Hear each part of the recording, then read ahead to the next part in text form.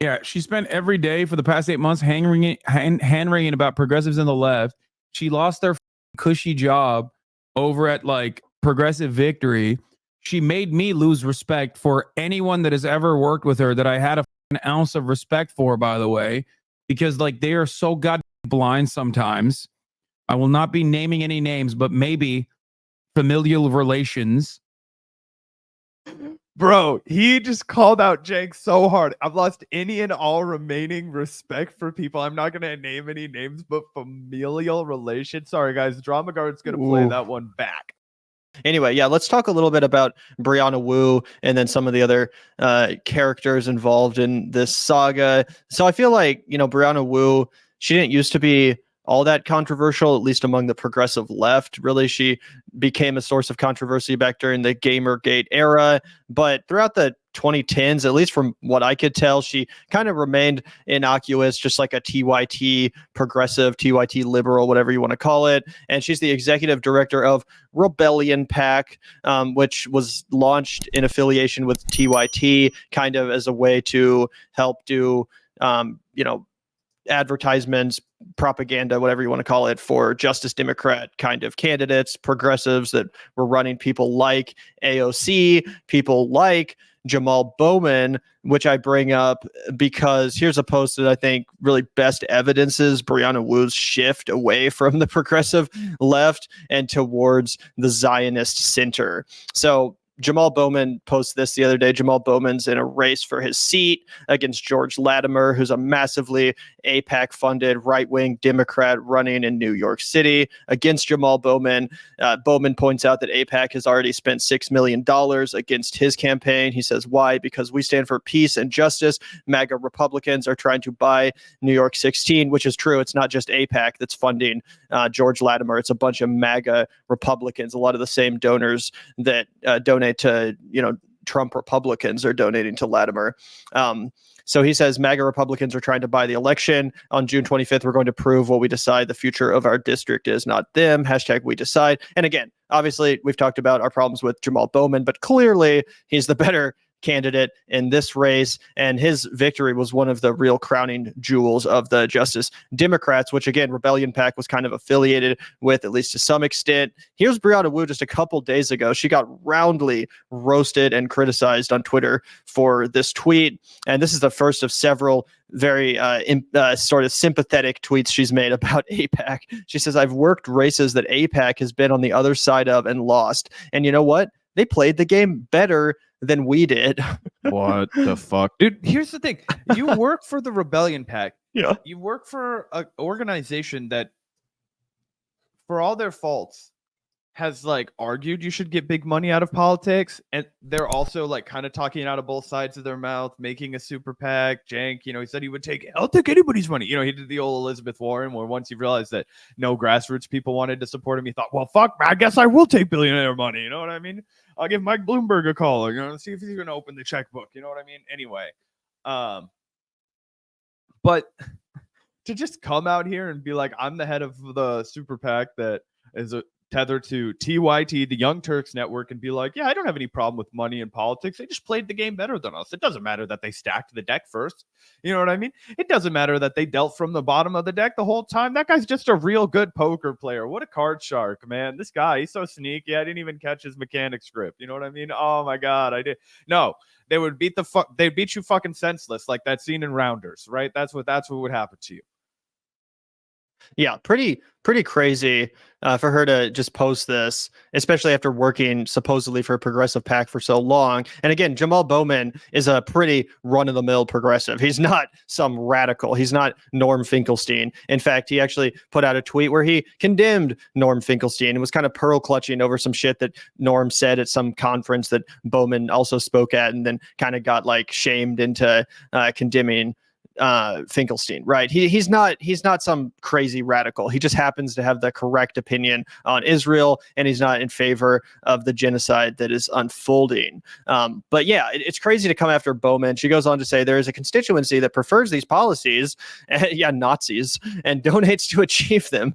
Literally, no one is stopping anyone from making an anti-Zionist pact. Yeah, why didn't we think of that? Why didn't the Palestinians just think of making an anti-Zionist pact? Bro, there's like 7 states where you can't even say you support BDS. Yeah. What the fuck do you think they're going to do if you support an anti-Zionist? They're going to talk about it's going to be outrageous. And also, I would like to talk about the fact that AIPAC is literally, people get so triggered by this. It just shows that you're not willing to enter reality. AIPAC is literally an influence of a foreign government, right? It is an arm to support and lobby on behalf of a foreign government.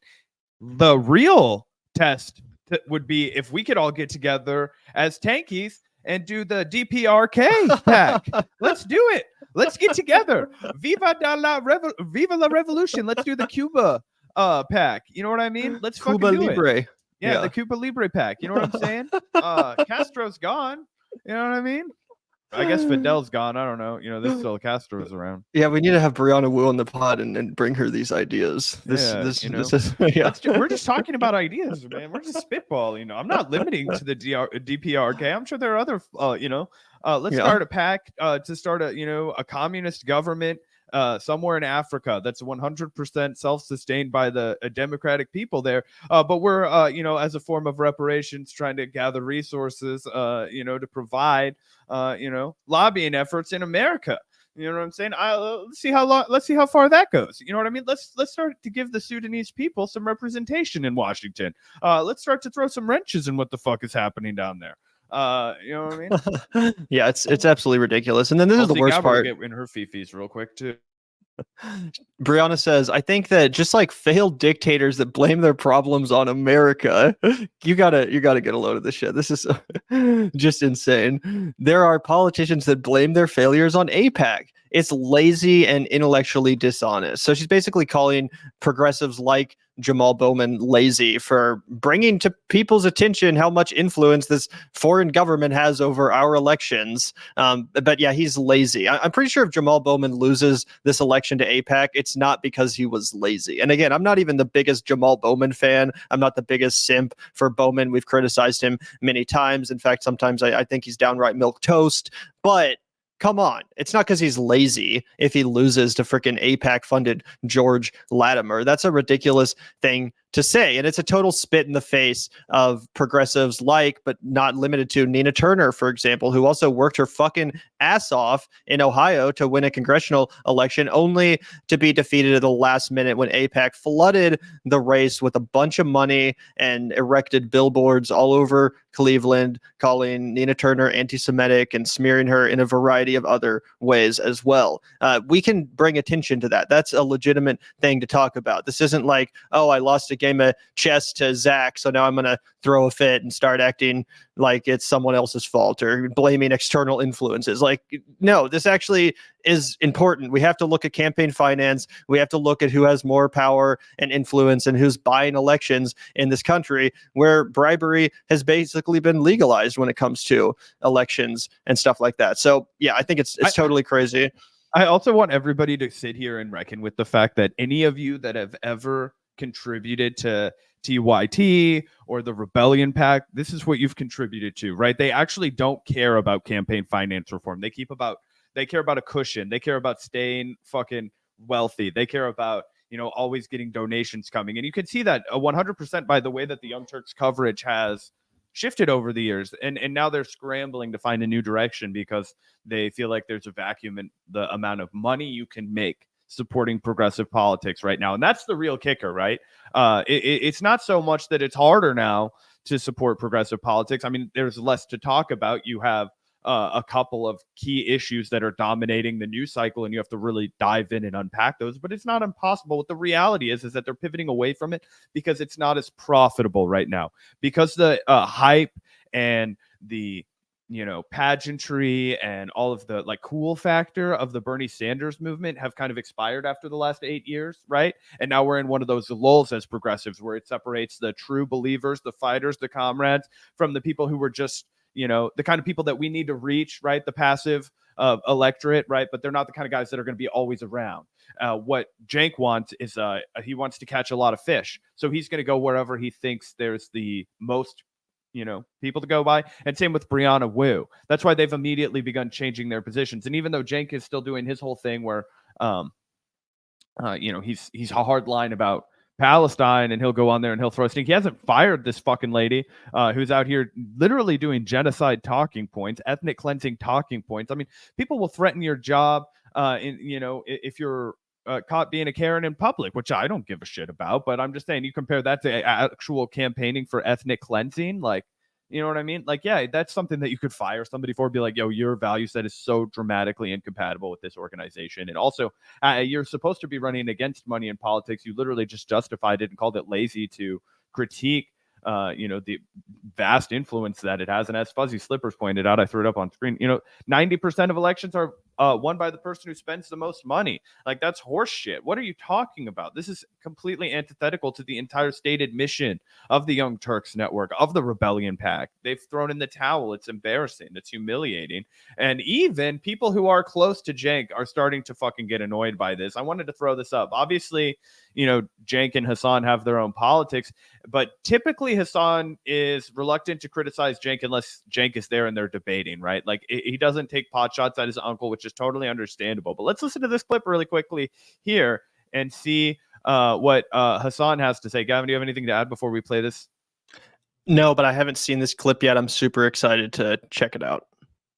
Let's. But I think that infant was a human being, so who can say the strongest argument? But I think that infant was a human being, so who can say the strongest argument for not supporting Rafa is caring about Israeli security. Yeah, she spent every day for the past 8 months hand-wringing about progressives in the left. She lost their fucking cushy job over at like Progressive Victory. She made me lose respect for anyone that has ever worked with her that I had a fucking ounce of respect for, by the way, because like they are so goddamn blind sometimes. I will not be naming any names, but maybe familial relations. Bro, he just called out Cenk so hard. I've lost any and all remaining respect for people. I'm not going to name any names, but familial relations. Sorry, guys. Drama Guard's going to play that one back. Yeah. And I wasn't quite sure, actually, if Cenk was in charge of the hiring at Rebellion Pack. Like, I honestly didn't know if it was his call whether or not Brianna Wu remains employed at the TYT affiliated Rebellion Pack, although it would make sense given that he's the top dog at TYT. But this basically confirms it. I don't think Hasan would be kind of subtweeting Cenk like that if it wasn't for the fact that Cenk definitely had the ability to let her go and just is choosing not to. Oh, dude, 100%. He does have the pack. Look, Cenk is an egomaniac, okay? He's going to put himself at the top of any organization that he founds or is in charge of founding. He will, whether he's exclusively in charge or among a group of people who are in charge, there is, without a doubt, they're always going to be Cenk. Oh, has to go through Cenk. Oh, well, let's run it by Cenk. Oh, well, let's see what Cenk has to say about it. That's how he functions, okay? He is the bottleneck on TYT, right? He always has been because he makes everything go through Cenk, because he's so addicted to seeing himself on screen, because he's so addicted to whenever TYT gets any praise, it has to be praise about Cenk or it has to be praise about Cenk and Anna collectively. You never hear a ton of praise about Anna by herself, right? Yo, where's John? Not getting a lot of praise from TYT because that would take distraction away from Cenk. We've always talked about how he is the same side, or excuse me, the opposite side of the Jimmy Dore coin. They're like the same fucking dude though, right? They're just foils of each other. Anyway, Hasan, I think it's worth pointing out. I think it's worth giving him credit. He has resisted the big push from his audience, from other content creators to create beef with his uncle, to, criticize his uncle who is definitely not as progressive as Hasan, is definitely not as rooted in leftist, politics as Hasan, right? And definitely would be, at odds with him on a lot, really resisted the calls to criticize Cenk until now. And that's, this is, no other way to interpret this, but like a real step up for him because it is embarrassing. It's humiliating. And it just shows that even his family can't pretend to have respect for Cenk anymore. He's humiliated himself beyond recovery at this point. I think TYT is going to continue, I don't know how long it'll take for them to actually run out of money. But I just think it's, you know, I mean, at some point, it Matter of literally time. will just become Cenk and Anna, and they will have fired everyone else. Probably JR and John Iderola will hang on. But other than that, I think eventually, yeah, it'll just get whittled down to the main show, and all the other stuff will get cut, and that'll be kind of their death knell. But I mean, it'll always exist in that iteration in some form, I imagine. yeah. So Until anyway, Anna gets a job at the Daily Wire, of course. I don't know if you saw her replying to Ben Shapiro being like, so true the other day. no, but we can play that at the end of the stream so we can get in on that a little bit of drama action. But anyway, let's hear from Hasan one more time. One that has ever worked with her that I had a fucking ounce of respect for, by the way, because like they are so goddamn blind sometimes. I will not be naming any names, but maybe familial relations. It's like ridiculous, dude. It's what are we doing? Like, can you not fucking see how dumb this person is? Like, are you insane? Like, how? I will question anyone. At this point, I will literally question any fucking human being that looks at this dumb fuck chirping for 8 months about everything that Israel has done, trying to do the worst possible job of defending it. If you are like, that's my political operative, like, yeah, you're destined to fucking lose, okay? Straight up. So pretty clear. Nobody on the left has respect for this lady, Brianna Wu.